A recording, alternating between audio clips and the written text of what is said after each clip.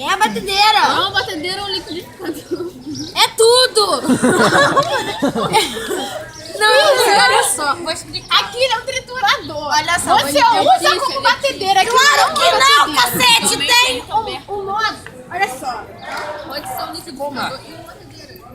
Você para de É gravar. assim, ó. Vem um suporte. Por que eu faria isso? Que você liga. Aí vem um copo de liquidificador, um copo de batedeira, um copo de ralador, aí vem vários negocinhos pra colocar como tal. E tem um negocinho que você coloca dentro. Do liquidificador é aquele que... todo assim. O do triturador é lâmina. O da batedeira é uma porra de uma batedeira, cacete.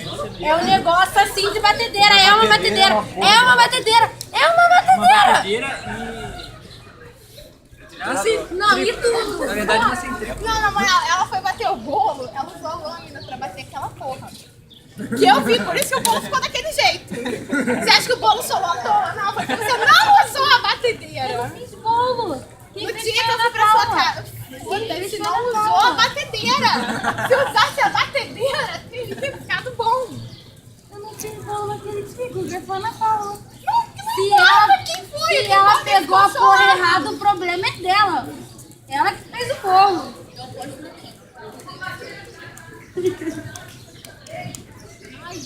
Essa foi a... Quer me filmar?